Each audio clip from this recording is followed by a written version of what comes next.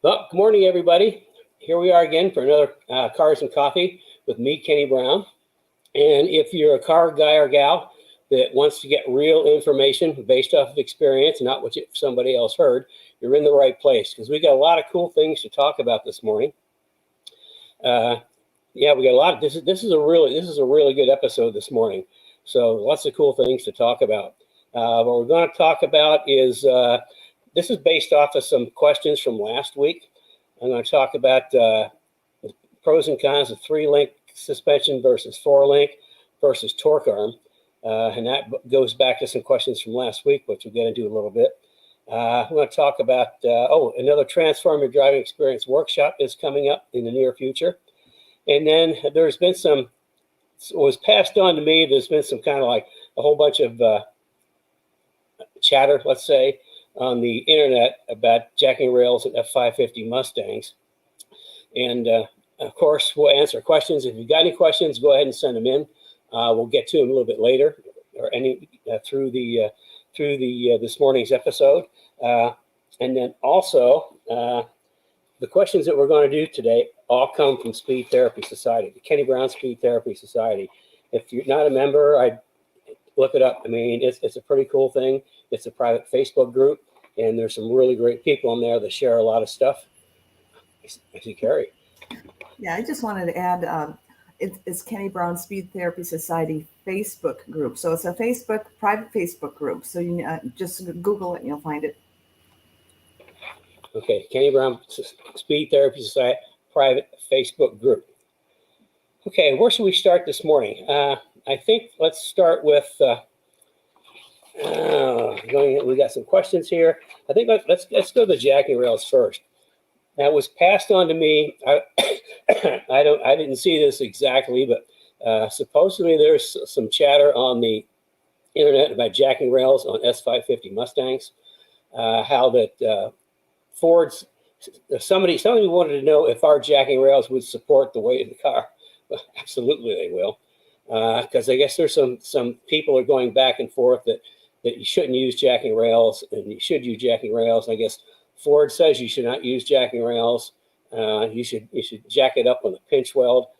Over the years, I've seen cars that have come in that people have jacked up the pinch welds and they get all bent out of shape, and all of a sudden the spot welds start to come undone.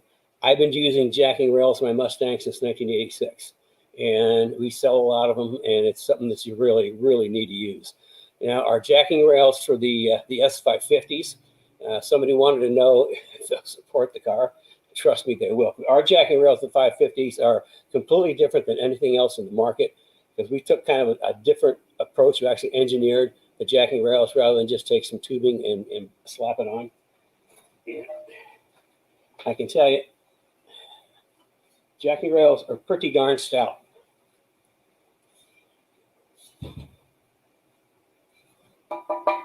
This is actually made out of 12 gauge, which is like 105 thousandths thick. And something that's pretty unique, I don't know if you can see that, is they're not square. There we go. They're not square. The reason they're not square is because the body, there's some really handy spots front and rear. We can bolt these things too. And with the 550s, the chassis are so rigid to start with, it's not necessary to weld on there because you can just bolt these right on, which makes it easier.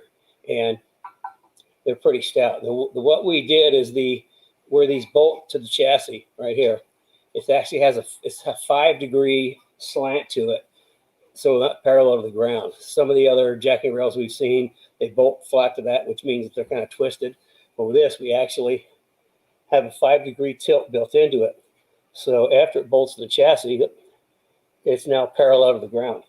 And so it's just a little bit below the pinch weld, so that when you jack the car up, you're not going to squash the pinch weld. That's the whole idea of jacking rails, is to preserve the pinch weld. Now on the Fox S197 and Gen 1 Mustangs, they all weld to the pinch weld, and also SN95 is a little different, but that also welds to the pinch weld. So you got a really strong place. You can jack up the car, you can put jack stands under there. To me, the whole concept of jacking up on the pinch weld or putting jack stands on the pinch weld, that's not, to me, that's not a good idea. So that hopefully that'll dispel some myths that whether or not to use jacking rails in a 550, absolutely. I mean, your life will be so much easier with jacking rails than without. So that takes care of that one. Let's see, we've got some. Oh, here we go. I can't. Carrie's not here to give me signs, so I have to try to remember this on my own. If you're on YouTube, you get three things to click: the like, subscribe, and the bell. Might as well do a hat trick, hit all of them. If you're on Facebook, like us, share. If you get some buddies that you can share this with, go ahead and click the share thing, because the suspension part is going to be really, really good. In fact, I've taken a few pages out of the Speed Therapy Academy to kind of demonstrate the suspension. So that's something you're not going to want to miss, or you're not going to want your buddies to miss either. So if you've got some friends, why don't you click on that and share it with them. So let's, okay, let's take a look at, here's some questions. Mike Doan wanted about caging a car. Is it worth caging a car with a 6-point for HPDE track days, bolt in versus weld in? Obviously, weld in is better, but you can't take the cage out if you decide to trade in the car or sell it. I mean, anytime you can add any additional strengthening to a car, it's a good thing. So yeah, for HPDE, if there's a safety measure, it also adds rigidity to the chassis. And you just can't add too much rigidity to the chassis. We go through in the Speed Therapy Academy talking about the street cars and race chassis and the big difference in how rigid racing chassis are. So, I mean, adding a 6-point, that'd be a great thing. And bolt-on, there's nothing wrong with bolt-on as long as it's bolted on tight. You use the lock nuts so it doesn't come loose. There's nothing wrong with that. That way you can, like you said, you can take it out and when you sell the car and either give it to someone else or put it in your next car. And then Alessandro want to know how and where to position the fire suppression system for road racing. Well, there's lots of places, and a lot of people have their own preferred places. Now, I'm guessing you're talking about the full fire suppression system that's got like a cable or a button that sets it off. Ironically, this is really weird. Next week in the Speed Therapy Academy, our master class is going to be the gentleman from SPA, and he's going to be specifically talking about fire suppression systems. Now, for me, where to place it? Well, you're talking about probably it's 5 to 10 pounds worth of weight. So you're going to want to put that somewhere in the car that you can use the weight to your advantage. I typically will put them right in the rear passenger seat floor. Because that gets them, behind the driver on the opposite side of the car, or you can put them somewhere in the left rear corner of the car. Because that's in a Mustang, that's always the lightest corner is the back. That's why we always stick the battery in the right rear corner. So any place that you need to put weight is a good place to put it. Like I say, I put them on the passenger side and the rear seat passenger footwell. It's low and it's behind the driver, and it's the opposite side of the driver. Or you can put it in the back. So, but anywhere like that, I mean, it's you got tubes that run everywhere, so it's not real critical from a plumbing standpoint. So it's just need to think about where would you like to add this 5 or 10 pounds of weight. Okay, now Dale wanted to know about setting up sway bar end links. Okay, that's a good question. We got the 550 and the 197 end links, and these are double adjustable, which means that you can stick them in the car and you can screw them. You can make them longer or shorter just by screwing this. And there's a couple of advantages. Now sometimes when you lower a car, the sway bar all of a sudden starts kind of pointing up in the air. So you can actually use the double adjustable to kind of shorten it up a little bit to kind of bring it down. But the most important thing is to keep from having preload on your sway bar. What do I mean by that is, like, if you hook one side of your sway bar up, then if you go to hook the other side up, you have to maybe bend it a little bit to get the end link in. That's going to preload, and preload is what you don't want. You have a chance of, with the preloaded sway bar, of locking up a brake locking up one of your front tires under hard braking. So when you've got an adjustable one, you can put one on one side, and then the other side, you just adjust it until it just drops right in, so zero preload on it. So that's kind of like the advantage of the adjustable sway bar end links. Like I say, that's for a 550, and this one's for S197. Something else that I'll give you a couple little tips. I don't know if you can see this right there, but it's got the little marks on the bar, and then also there's some marks. They're really hard to see. There's marks on the there's a little bit of hash marks on the nut. What that means, that's left-handed thread. Anytime you've got like a radius rod or something like this that's got marks on one end, that's typically your left-handed thread. And left-handed thread nuts always have like a little hash mark on the corner. So that's kind of like a little tip, so you know which ends up. And something else that I do, anything that we put together at any kind of like rod end or anything where we, let's screw this, and you can see that. You can see the different color. That's anti-seize. On the radius rods, all the radius rods we put together all have anti-seize, and sway bar end links all have anti-seize for a couple reasons. One, it helps with, you got dissimilar metals which have a tendency to kind of do some chemical things over time and kind of get locked up. Also, it makes it really easy to adjust. If you have to adjust it, it makes it really easy to adjust. That's something that I don't know how many other people do, but like all our lower control arms, radius rods, or all have anti-seize on the threads, and they all come pre-adjusted. And we're going to talk about that a little later on because this is suspension day. Let's see. Sway bar end links. Okay, Dylan wants to know the proper ways to mount harnesses. Okay, there's lots of different ways to mount harnesses. Now, we've got something else I pulled out of the Speed Therapy Academy. Let me pull it up here. It's something we got from Schroet, a while ago.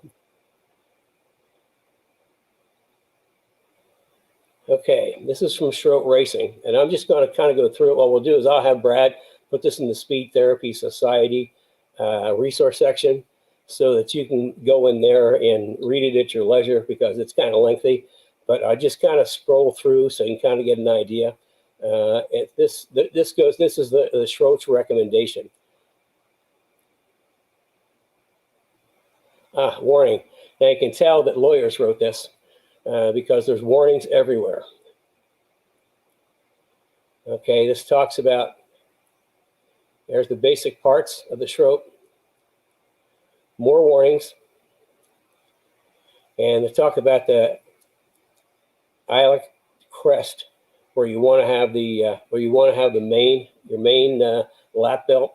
And this is something else when we had Ben O'Connor from Impact come into the Speed Therapy Academy and do a full evening on the proper way to do harness belts and how they ended up where they are. He did a lot of good information on safety and harness belts. And this is nothing more than just kind of shows the difference between having like a Hans device versus not having a Hans device. And you can tell this guy at the top's had a bad day. Okay, more warnings, what to do, what not to do. Here's where it gets into, you're always looking for 0 to 20% over the shoulder to the mounting. You never really want to go straight down. And this is, we'll have this so you can download this and look at it yourself because there's a lot of information here. More warnings, more examples of how the different angles things have to be. Another warning. More warnings. Oh, guess what? More warnings. Right, wrong. So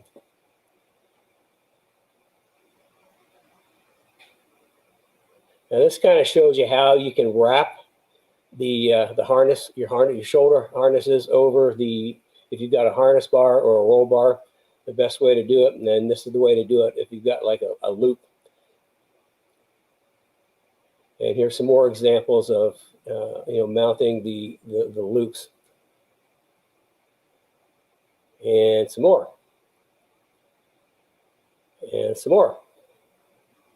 Oh, another warning. Let's talk about pull up and pull down. If you have a choice between a pull down and pull up lap belt, always go for the pull up. I can tell you from experience, much easier to adjust when you're sitting in the car. And then here's some more do's and don'ts, wrongs and rights. And another warning. Let's talk about the ends. And another warning. And this goes into mounting to the car. Here's some additional information on mounting. Another warning. This would be like in Formula cars when we run like the sports cars, sports prototypes cars. That's what we would use to mount them against the bulkhead. And another warning. And here's all kinds of wrongs and rights. The wrong way to do things and the right way to do things. And another warning. And another wrong, another right. More wrongs and rights. This is on a Hans device. I strongly recommend anybody that gets past novice and in intermediate class, think about getting a head and neck restraint. It's just really good insurance. And what they're telling you here is if you've got extra, it needs to go up on the inside and not over the edge, because that in an impact that would have the potential of sliding off, which renders your head and neck device inoperable. And another warning. Oh, a couple more warnings. Can you tell that lawyers put this together? Another warning. Imagine that. Okay, this goes into ways you can do with your harness bar, what's right and what's wrong.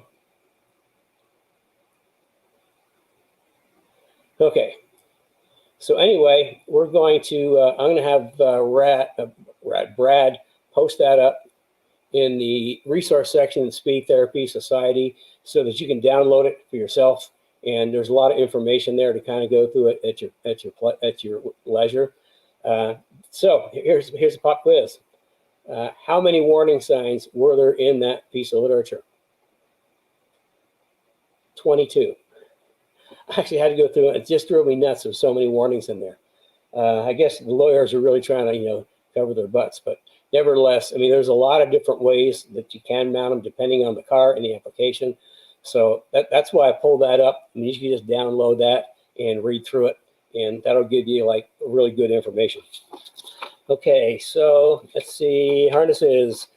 Note here, if you're just joining us, I'm Kenny Brown. This is Cars and Coffee, and I'm sharing some really good information today. I think we should pretty much just jump into the main tech section, which is talking about rear suspensions. Now, last week, Omar wanted to know what I like better for a racing, whether a 3-link or a 4-link rear suspension. And Maggie wanted to know the difference between a 3-link and a torque arm. Okay, well, I can tell you as far as which way I prefer 3-link or 4-link, whichever one has the best geometry. Because grip in a car, whether it's front grip or rear grip, it's all about suspension geometry, putting as much weight on the tire as you can at all times to get the maximum grip. So what I did is I actually pulled out, let's see if I can pull this up here. I pulled out a few pages from the Speed Therapy Academy.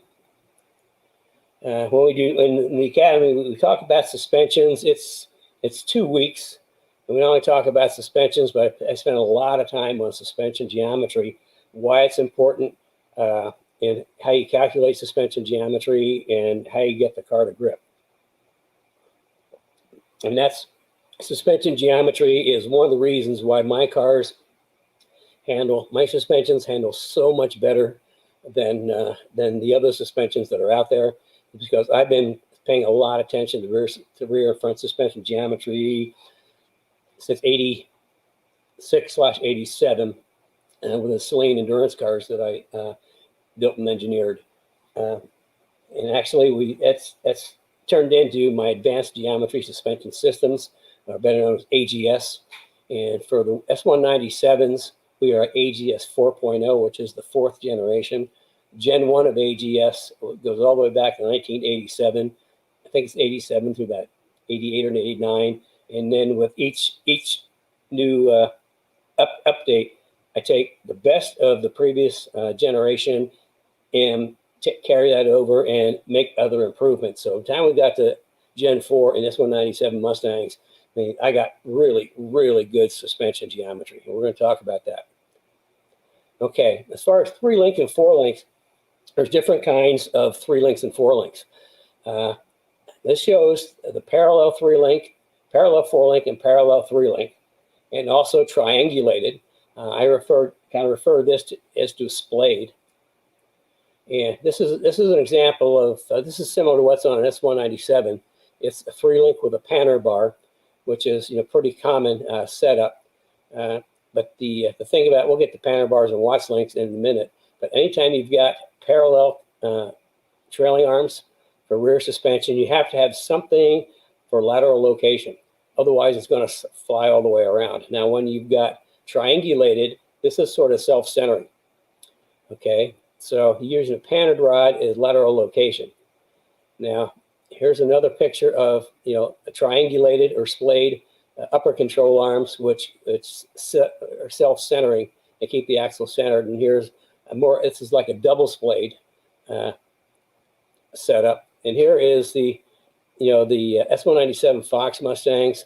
They've got a double splay, and you can see the double splay. And I mean, it's good for locating the axle, but I can tell you that the rear suspension geometry on these is not particularly good for a number of reasons. Let's see, get back here.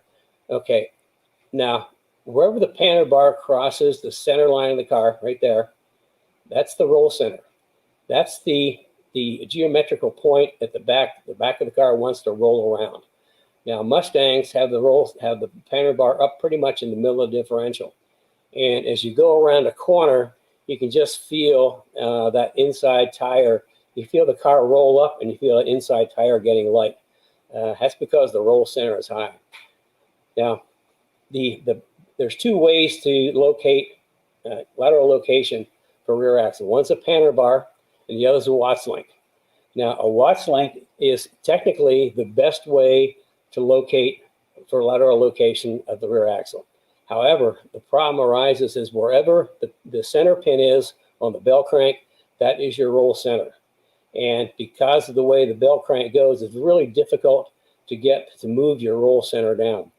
Now, I moved in our AGS 4.0 rear grip kit, we moved the panner bar all the way down to the bottom of the differential. So we moved the roll center from the middle of the differential down to the bottom. It's about 4 inches or so. With the Watts link, you can't quite do that. Now, back in the Trans Am days, what we used to do is we used to take a Watts link and mount it horizontally to the bottom of the differential so that we'd get the benefit of a Watts, but we'd also put the roll center on the bottom of the diff. Now, on those cars, it was easy because they have like an underslung chassis, so it's easy to just go right over and hook the the radius rods off the bell crank to the chassis. Where in a Mustang, it gets a little more complicated. And plus, there's only so low you can get the Watts link. So that's why I stuck with the panner bar. It's simple, it's lightweight, and we can get the roll center all the way down to the bottom differential, which really helps the back of the car handle. Now, when we get to the Mustang, the problem is if you draw at the suspension geometry, what happens is your roll center ends up being, I can't remember now, it's like 17, 18 inches off the ground, which is really high. And that's why the back of Fox and SN95 Mustangs have so much roll to them, and they have such little rear grip. So back again, we were doing the AGS 3.0 for the SN95 Mustangs. We introduced a panner bar, And the panel bar was not there for axle location because the splayed control arms locate the axle. It was there to defeat the factory roll center and introduce a new roll center at the bottom of the differential. And that worked really, really well. We haven't brought that particular product back because it was one of those real, pain in the butt type of products. The first issue we ran into is the real estate in the back of an SN95 Fox is really tight. So packaging that in there around the exhaust systems was a problem, because everybody had a different exhaust system and everybody expected our parts to fit their exhaust system. I think we had 4 different, we used to call them Track Kit Plus, 4 different pattern setups based on different exhaust systems. And even though we'd engineer it so there's plenty of clearance around the exhaust, we still have people complain. And what they didn't realize is they either had the exhaust mounted wrong or they didn't allow enough room because the exhaust will expand. So that was the big complaint of people. They didn't understand that, okay, we build the product to fit most of them. You have to figure out how to make it work. And the other thing is people would not read the instructions, and they would not, when you're running a panel bar to defeat the roll center and introduce a new roll center, it has to be 0 preload on it, which means at ride height, you need to be able to slide one of the bolts in and out with any preload. People wouldn't read that. They'd put the panel bar on when it was up in the air, jack it down. They preload the whole thing. So you'd have the panel bar fighting against the upper control arms, the center of the axle. And so it's just one of those products we didn't bring back. At some point, I'm going to do a new rear suspension for Fox and SN95 live axles. But for right now, the big thing we're using on Fox and SN95 is IRS. And we're the only people that really understand the IRS and support it.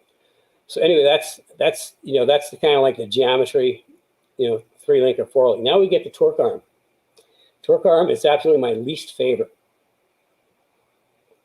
Without getting too deep into geometry, the instant center is controlled.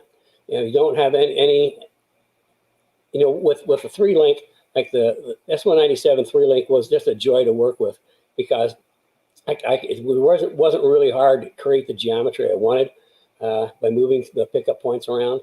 But when you've got a torque arm, you're kind of stuck. Your instant center, which has to do with anti-squat, is kind of fixed, and you can't do much with it.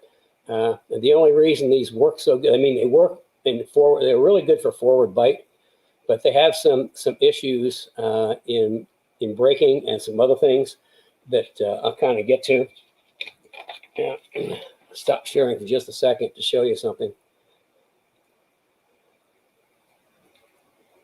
Okay. This is sort of like my Bible, the race car vehicle dynamics. This is you talk about, this is super heady stuff. But in here, there's a huge section on suspension geometry that I've read through maybe 20, 30 times. That's been kind of like the foundation for what I've designed in suspensions. But what they talk about in here on page 657 and 658, and actually had to take, we have this, the Academy guys have access to this, but it's on the description's on 3 different pages. So I had to cut and paste. But here's what they say about a torque arm. It says, this suspension has a fixed side view swing arm that is borderline acceptable.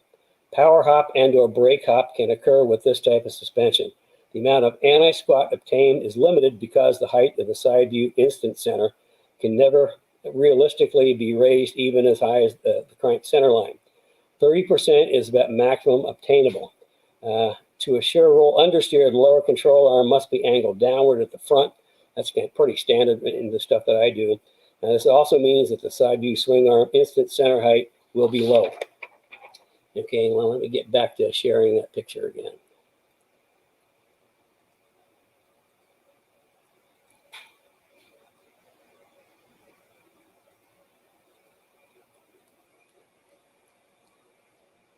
So what they're talking about, this is the instant center, and I'm not going to. There's like too much information to even try to give it to you in short spurts. But like I say, in the Academy, we spent 2 weeks going through suspension geometry. But the instant center has to do with your anti-squat, and it's very limited. And I can attest to what was written in the textbook. Is I was driving. We built some 95 Cobras for a couple of customers. We call them the Cobra twins. One was red, one was white, and I mean they were really cool cars. I mean they were full suspension. They still had the Windsor motors. We bored and stroked them at the 352, I think, and they were just an awesome car to drive on track. And the guys that we sold them to just loved track days. What they do, they have a big semi, and they would rent a place like Putnam that I met them at one time, and they would bring like 3 or 4 cars apiece. And I asked them why they brought so many cars, and it was really simple. They thought, well, one breaks, we just got another one we can drive. So I drove one of their, I can't remember if it was a Camaro or a Firebird, and the torque arm was originally introduced in 1924 on Type 35 Bugatti. GM used it pretty extensively in the Camaros simply because of packaging. It was really easy to package, not really the best in handling, but easy to package. And then some, I guess, for Mustangs, somewhere on the West Coast, for like NASA racing, somebody put a torque arm on a car, and it worked better than the standard suspension, which really doesn't work very good. So everybody thinks the torque arm is the only way to go. Well, it's better, but it's really not the optimum you can do. Suspensions have come a long way since 1924. And, I was driving a Camaro, I can't remember Camaro Firebird, with the torque arm in there. And Putnam, I can't remember the name of the corner, but there's one that I brake really, really hard, go in deep, and kind of come around. It's not quite a hairpin, but it's pretty close to it. I can get around that pretty good by going really late, braking hard, and then turning in late. And when I tried to do that with a Camaro, the whole back of the car started bouncing all over the place. And then when I finally got through the corner, I just heard this clunk, clunk, clunk under the car. So I drove back to the pits, and I told them there's a clunk in the car, and the torque arm came loose. So it's something that happens to them quite a bit. So that kind of tests the fact that the torque arm, did hop a lot under hard braking, which means that with the geometry I have in S197 rear suspension, you can outbrake a torque arm suspension like crazy. And that's the best time to pass somebody's under braking. So the other thing I don't like about torque arms is they're heavy. They're big and heavy. They add a lot of mass, unsprung weight to the rear axle. And it's like, unsprung weight is your enemy. The heavier something is, the more energy it takes to move it. So if you've already got an axle that's pretty heavy, add more weight to it, it's going to take even more energy to move it around. And here's another version that actually has a Watts link included. And it's a lot of weight and a lot of complexity that I just, I don't like. In all my years, I've come up with a better solution, and this is it. This is my S197 rear grip kit. It's simple, it's elegant, it's lightweight. It actually saves a lot of weight in the back, and it works like crazy. And it's not parts, it's a system. Every piece in the rear grip kit is engineered to work with every other piece to improve rear suspension geometry. Starting from the back is the panner bar. Remember I said we have a panner bar relocation kit? This is how far down we move the panner bar. It's like 4 inches down to the bottom of the differential. So the back of the car doesn't want to roll up as much. Between bringing the rear roll center down in the rear grip kit and the front roll center up in the front grip kit, it takes the angle that points down into the ground and makes the front of the car push like crazy and flattens that out so you can get to the gas sooner. And then the next part that we do is we've got axle brackets to relocate the pickup point on the axle.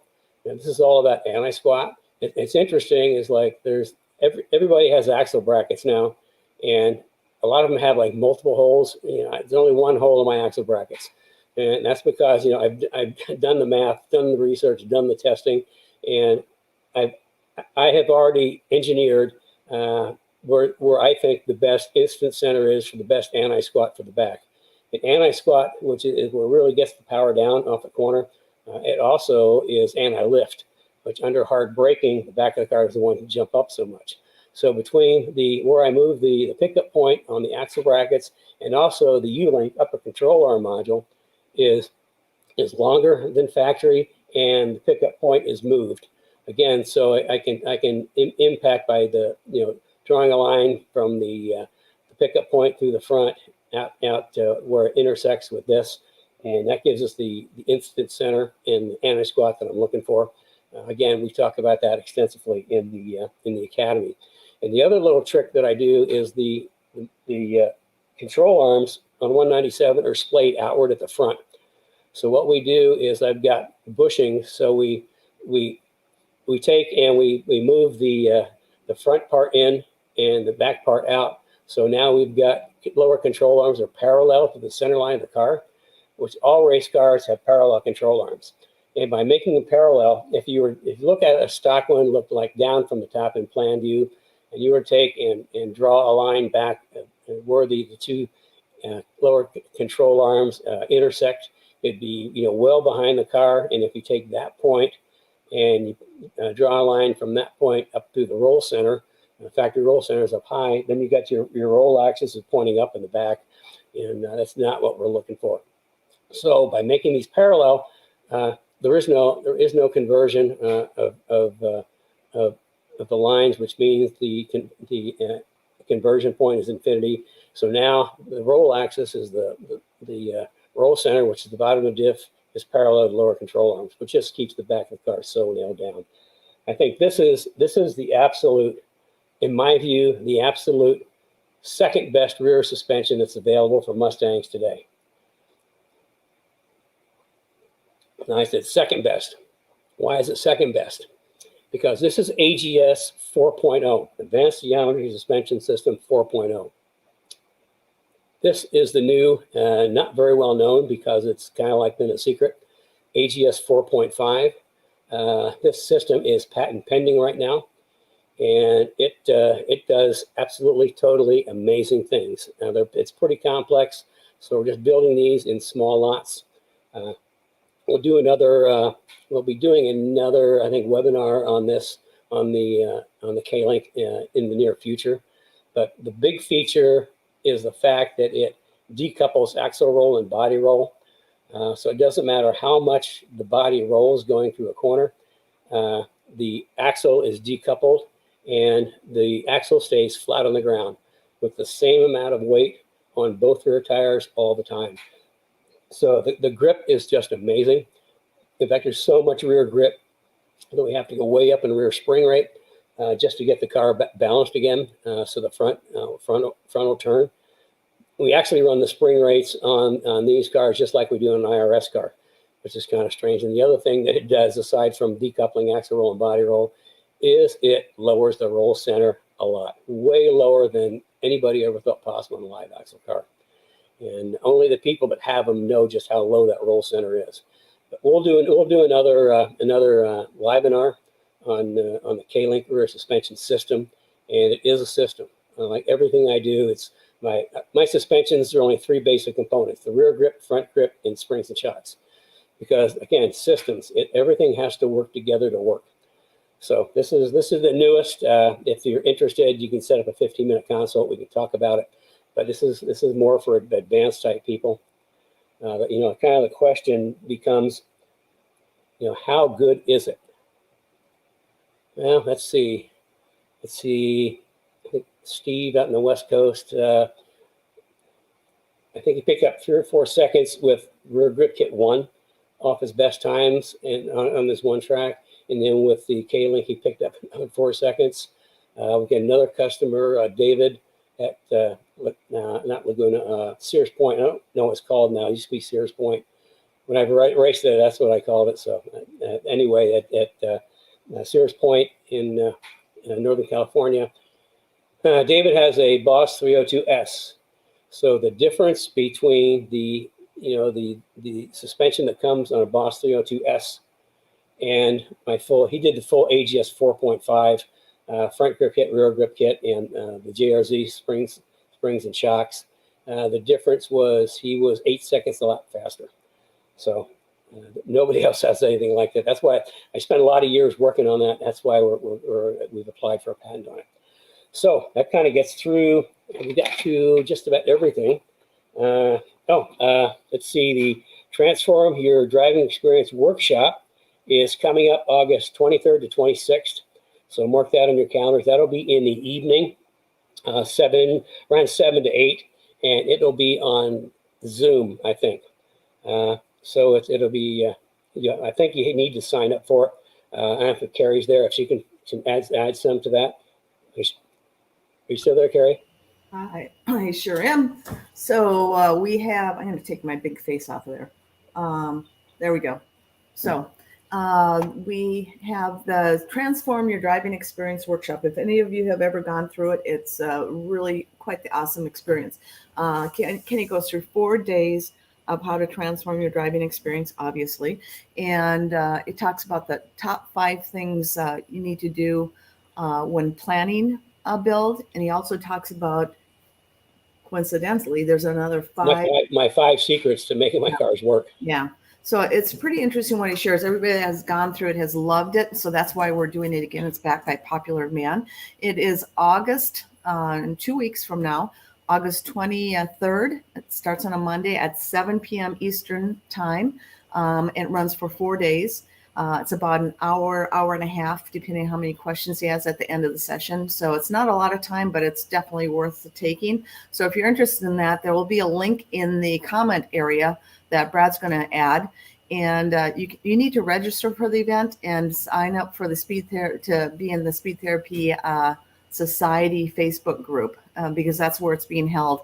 If you're a non-Facebook user, because a lot of people may be watching this through YouTube, you can just register, and there'll be an email. You can email me, and I'll make sure that you're in attendance. So it's kind of a really cool event, Ken. Okay, so that's the workshop, and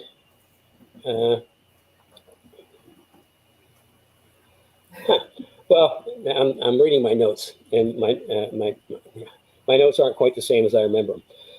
Also, we're going to do. I keep mentioning Speed Therapy Academy, which if you really want to learn this stuff, if you want to be able to go to track and know how to just do everything, how to set your car up, how to adjust your car, how to drive your car. The Academy is a 15-week course, something like that, and I go through the whole car.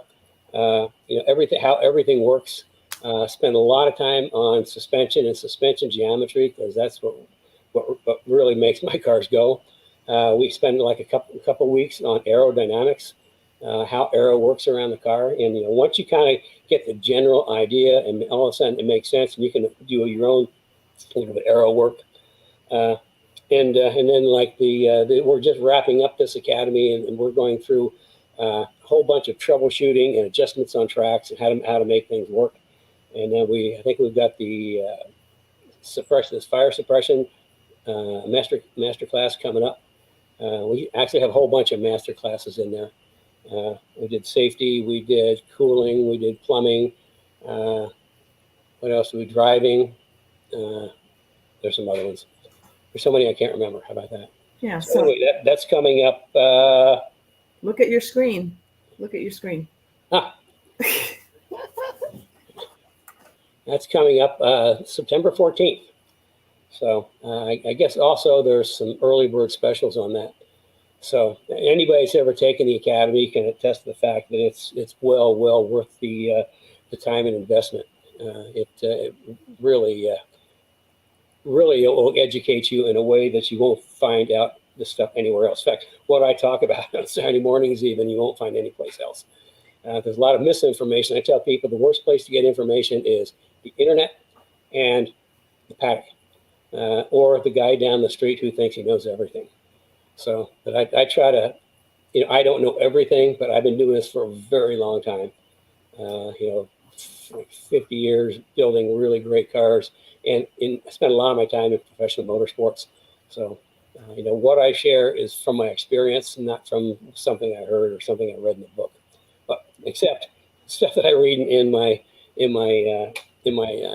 textbook, let's call it. I read a lot of stuff in there, and that's like the real stuff. That's legit. So I think, did I run out of everything to say? Yes, you did, but I haven't ran out of things to say. So just in summary, we have 2 events coming up. One is a Transform Your Driving Experience. It's a 4-day workshop. I see a error there in the banner. 4-day workshop, and that starts August 23rd. It's a free workshop. It's online. You just need to make sure you register for it. It should be a pretty full session. And then we have the Speed Therapy Academy fall session coming up, and that is September 14th. And if you've considered in the past, I recommend signing up early. I think this is going to be a really full session for us. There's a lot of people that couldn't do it this summer that are wanting to do it in the fall. So make sure you sign up early for that. Next week, I'll be telling you about some of the specials, early bird specials on the Speed Therapy Academy. Okay, cool. Well, I guess we can move on to, do we have any questions today? We sure do. Let me get to them. And just scrolling through here. The first question is from Facebook user. I'm not sure who that is. He didn't sign in through StreamYard. So it says, thank you. What about the nozzles for the fire suppression? I've heard 2. I'll put it up to you, Karina. I've heard 2 in the engine bay, 1 to the driver, 1 in the rear. I have a fuel surge tank with a firewall. Okay, if you've got, depends on how big your system is. I mean, if you've got just a small system, you got to be pretty prudent on where you put them. I would always go for a bigger system because I think 2 in the engine bay, 1 in the driver, 1 in the rear. There's nothing wrong with that. I mean, you need to think about where's the most probable place a fire is going to happen. It's either going to be in the engine or under the back of the car where the fuel cell is or fuel tank. And the other thing is you want to be sure that you keep fire away from the driver. So if you've got a big enough system, yeah, I don't see any problem with that. I mean, you can just think to yourself, where do I want to keep the fire down? Maybe you want to do 2 for the driver, 1 for the front, 1 for the back. It just depends how big of a system you've got and how many nozzles it'll support. The bigger. This is one case that the bigger is better, and it's worth the sacrifice in weight to get a better system there. I'll tell you what. This week we're doing a master class with SPA, and I'll come back next week and report if he has anything to say that's different. So how about that? Okay. So here's the next question. Is it true that the S550 added 35 pounds of extra steel to reinforce the roof and the door? If yes, would a roll cage be enough for HPDE? I don't know the answer to that. I know that the 550 is an extremely rigid platform. They had to because of the double lower McPherson in the front and also the IRS in the back. It really had to step up their game and make the chassis super stiff. As far as the roof and the door, there's always extra weight in the door because there's a heavy bar right in the door for side intrusion, and the roof has to pass safety standards for rollover protection. But would a roll cage be enough for HPD? Sure. I mean, HPD. I mean, there's rarely any huge crashes. As soon as I say that, there's going to be a big one. But no, I think a roll bar. In fact, for our track day cars, all the way up through advanced for 550s, we got a 4-point roll bar that we bolt into them that works really good. And I mean, the rest of the chassis is so rigid that, yeah, I mean, if you got a 197 or 550, we've got a 4-point roll bar that bolts in. In fact, we're installing another one this week. So the answer is yes. Okay. Before we get on to the next question, guess who's in the house? Ben O'Connor. You were just talking about him. Good thing you didn't say anything bad about him, huh? Yeah, good thing. Ben is from Impact Safety, and he does a master class on safety on seatbelts. How they work, the best place to put it. Why seatbelts or harnesses are designed the way they are. So yeah, it's kind of like every time he's on.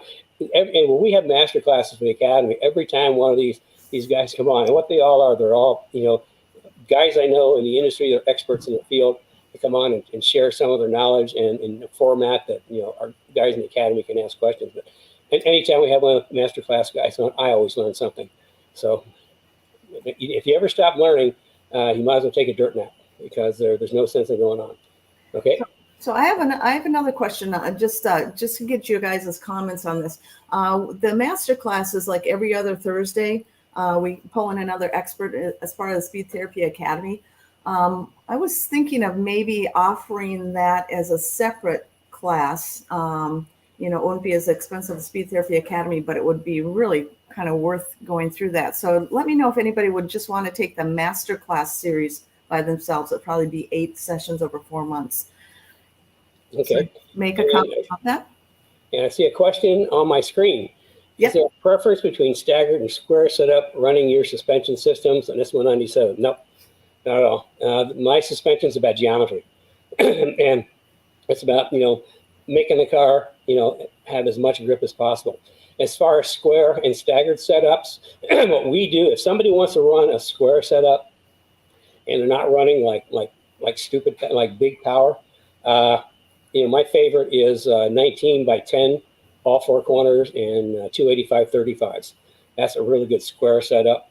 Our staggered setup for like Coyote cars or GT 350s or GT 500s is 19 by 10 front with either a 285 or a 295, depending on the specific car, and then a 305 on the back. But the suspension will work great no matter what, whether square or staggered, doesn't matter. I mean, it's what the suspension is doing is it's giving you the biggest opportunity to put the most grip into the car, and if you add more tires, then you can get more grip. Okay. Here, just a comment. I thought this was pretty cool. 4.5 system is badass. Yeah, it really is. I mean, when I do the next webinar on it, you're going to find it's been 20 years in the making, and that's why we went ahead and applied for a patent, because it does things that up until now have not been thought to be possible with a live axle car, and it works really, really well. So here's another one from Tim Tomasak on the K-Link too. It looks great, almost too nice to put under the car. So true too. Yeah, I mean, we've got a lot of comments when the guys that have got them first open the box, they're just blown away. I mean, it's when you see it in person, it's pretty staggering. I mean, it's really well made. The geometry I put into the mechanism itself is it took a long time, and all the pieces or the machine pieces are beautiful. I mean, it is like a piece of art. Here's another K-Link right here from Anibus Vero. Anibus actually has our front grip kit and the rear grip kit, and it looks like he may have the JRZs as well. When the 4.5 rear becomes available, can you still use the JRZ coilover, or do you need to run the Strange coil?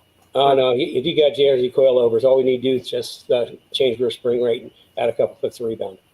I would much prefer the JRZs over the Strange. So. Okay. And actually, it is available now. We just put them out in the small lots. So. Yeah. So, Anibus, just give Rich a call, and he'll be able to help you through that. Or set up a 15-minute consult. Yeah, that's a good point to set up. Anybody can set up a 15-minute consult with Kenny. Let me find the next question. Here we go. Also, I just want to let you know, since we're on the K-Link, that you don't know this yet, Ken, but the K-Link Livenar is scheduled for the 3rd Wednesday of September. I don't have the date in front of me, but we'll be letting you know a little bit about that. We want to get through this Transform Your Driving Experience workshop first. Here we go. Dylan. Wait a second. Have you guys ever noticed that I learn about things that are coming up the same time you do? That way you can't say no. Yeah, okay. Okay. Dylan, what's your thoughts on upgrading to a solid steering shaft like the ones Maximum Motorsports offers? Okay, I'm not sure exactly what it is that you're talking about, but so let's just say you're looking at a solid steering shaft from, let's say, the steering rack up to the cabin. If it's a street car, I would kind of stay away from that. And the reason being is that your steering shaft on a street car is built, has some safety devices that's built into collapse. so that under a frontal impact, the steering shaft collapses and it doesn't like push straight up and push the steering wheel into your chest. Even in some race cars will actually have like something in the middle that'll actually collapse under front impact. So if it's a real race car, that's kind of like a different story. Then typically you'd want to run a solid shaft. But in a street car, I think I'd stick with the factory just from the safety factor, because that's why they put the collapsible feature in steering shafts, is so that under frontal impact, it doesn't just push the whole thing right into your chest. And that's kind of a gruesome thought, but okay. Okay. Here's a really good comment from Ben O'Connor. This is a quote from Hal. "We reserve the right to learn." Hal Bear. Yeah, well, that's a good point. Yeah, we met Ben decades ago when he was working for Bear Brakes, and then he moved over to Impact, and we stay in touch, and we use Bear Brakes and we use Impact safety stuff. So. Okay, so if anybody has any other questions, this is the time to add them. This is the last call for questions. Let me see if I've missed anything. If I've missed anything, quick type in and let me know. Let's see. Oh, here's an interesting one. This is just more adulation, but it's so true. So here we go. Kenny's right. "The Academy makes my track days better. My tire pressures, the car's handling, camber issues, all improved." That's a pretty big statement. So, well, thank you for that. That's the whole idea. Is the Academy is to give you guys real information based off of my experience. Because, like I say, the worst place to get information about your car is in the paddock. Because this guy down there is going to say, "Oh, I'll do this," and another guy says, "Oh, I'll do that." They have no idea what they're talking about. I mean, they're operating off this much information, and they don't know what's in your car, how your car works. So the whole idea is to give you a real education on everything, how everything works, and how you put it together, and then how to set up and adjust. We even talk about, in fact, behind me, that was from last week. We even talk about how to set your paddock up, your pit up in the paddock when you go to a track day. So it's a pretty comprehensive program. And like I say, the end is when we get to all the adjustments and setup and everything. But I do that at the end because I want to get through everything else first. We look at not only shock absorbers, but the different kinds, how they work. We sort of dissect them, so to speak. And then again, a lot of suspension stuff, a lot of geometry stuff, a lot of aero stuff, safety, plumbing, cooling, and it goes on and on and on. So. Okay, here we go. Oh, Kobe, you're killing me. And you're so right. When will you have hats and shirts available? I need to commit to this. It's on my list. It's been on the list since we started Cars and Coffee. So Ken, you can harass me on this. Kobe, I do. I know. Kobe, let me get back to you next weekend, and I'll try to come up with a firm date, because I think about that every week. Hats. Yeah, I can truthfully say she's been talking about it for about a year. Mm-hmm. Yeah, we've got. I mean, there's not a lot of us, and we've got a lot going on. Between the Saturdays and my classes and everything, and of course Carrie's kind of been out for a little bit, so that makes it even worse. Okay, here we have another question. Roy Merrick. Rory, yeah, sorry about that, Rory. I really butchered your name. Is there different center sections available for the Fox IRS, and is cast better than aluminum? No, I mean, you basically got your choice of the aluminum is the best, is lighter, and I would just automatically go with aluminum. I think the cast ones were in like maybe the T-Birds and the Mark 7 or 8s, whatever they are. But the aluminum in a center section is the best with the torsion in it. And we always put torsions in the IRS cars because it works wonderfully. So yeah, if you're going to do an IRS and a Fox, aluminum, all the way aluminum. Also, I might point out that are we supposed to do an IRS workshop coming up here too pretty soon? Yeah, so we have so many workshops, so little time.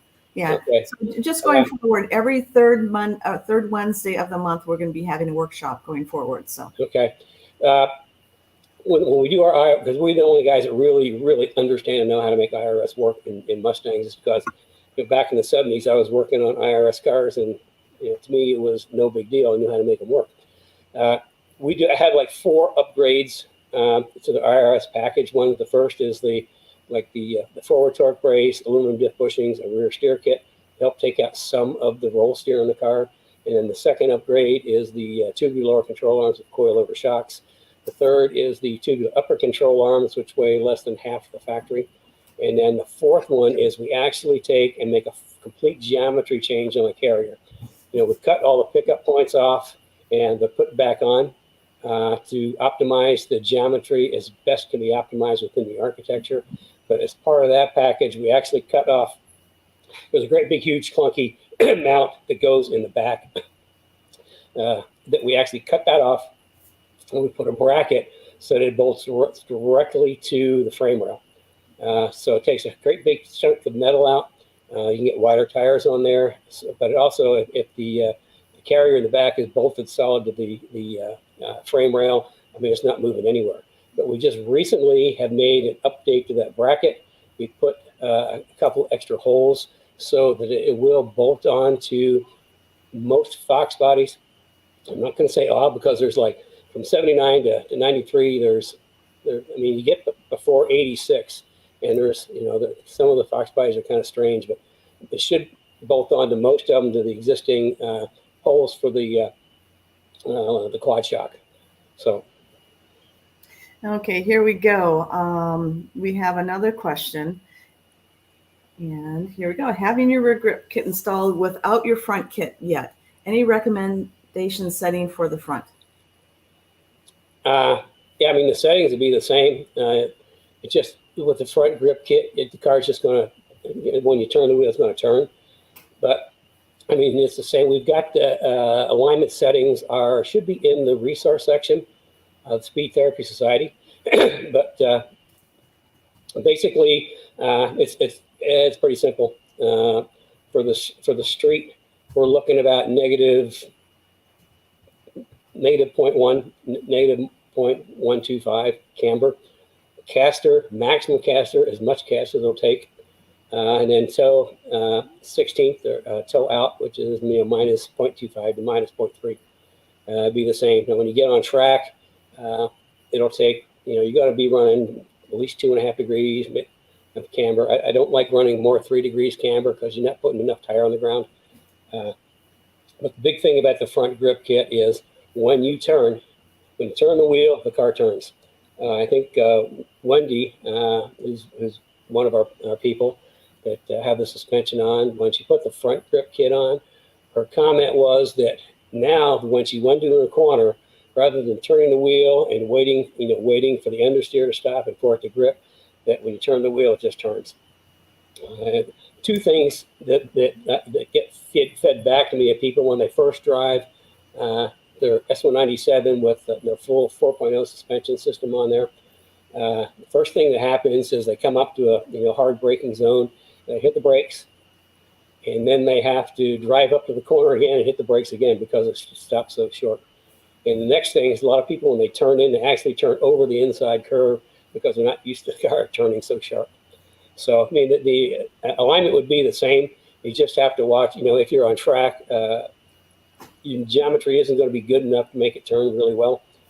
That's where the front grip kit comes into play.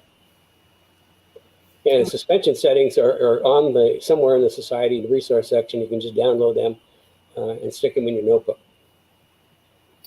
Okay, so we continually have questions coming in. Okay, Kenny, we're going to need to negotiate after this because now you're on your talent overtime wages because it's 1 hour past the time you've been on. So anyway, here's your next question. A2D Racing. I have an IRS frame on the way from you. I have yet to see a drag racer apply your modded IRS chassis, so fingers crossed on the geometry changes and extra anti-squat helps launching my IRS 03 Cobra. Yeah, it should. The thing about the drag racing and road racing is, as far as the anti-squat, the principles, in geometry that I use to engineer a car to get grip and get off a corner, basically would transfer over to the drag strip. It's going to make more grip. And then, of course, you've got to have a really good set of springs and shocks. That's one of the problems is not having enough spring or shock in the back, especially shock to control the rear axle. But with the urethane, with the upper and lower control arms and urethane bushings, the front solid mount on the diff forward, torque brace and aluminum diff bushings, and the geometry, you should have a noticeable improvement on forward bite. Even though IRS cars are not really good for drag racing, because it's a limit to how much anti-squat you can actually put into them realistically. But it will be better than factory. I'll put it that way. Okay. Okay, here is our last question of the day, and I think it is a stumper. You ready? Yep. Ben O'Connor, how much camber should I run on my pit trailer? Well, it depends on if you're doing track days or road racing with your pit trailer. Because you're going to want run more if you're racing, and less if you're just kind of running around the pits. You really don't need much camber. So. Okay, so that's it for today. I just wanted to add one more thing, and then we're done. We won't drag this out any longer. But if you're enjoying the Cars and Coffee and there's something you want to go back and reference, just realize that on YouTube, we have all the episodes listed on there, so you can replay the whole episode. And Brad is actually breaking down snippets of each one of Kenny's segments. So you should be able to go there, and if you're looking for something on brakes, there'll be a break section. And you can maybe find what Kenny was referencing. So it'll be a little shorter, maybe 3 to 5 minutes. So enjoy that. We have one more comment here. Let's see. Nope, it's just the YouTube channel. Okay, we're done. Okay, cool. And that's actually Kenny Brown Performance TV on YouTube. There's tons of content there. This is episode 65. It's hard to believe, but all 65 episodes are there, along with a whole bunch of other tech things. So it's a genuine resource. Certainly go there and have a look around. Share it with your friends. Because the more the merrier. The more people we have getting on board, the more educated people we have out there, and the less disinformation that's out there. So listen, I enjoyed being here today. I hope you learned something. If you want to learn more, we've got the the workshop coming up. And if you want to even learn more than that, we've got another academy coming up. So thank everybody for being here. Again, I hope you enjoyed it and you learned something, because that's the whole idea. And again, if you've got questions or subject matter that you want me to talk about, send it in through the Speed Therapy Society or email it in, and I'll put that on the docket. And because I talk about what you guys want to learn about, just like today, with Omar and Maggie want to know about suspensions. You got just a little bit of taste of suspensions, but I hope you learned something. Okay, have a good week and weekend. The Academy guys, I'll see you Tuesday night. Everybody else, I'll see you this weekend. Good night, or good day.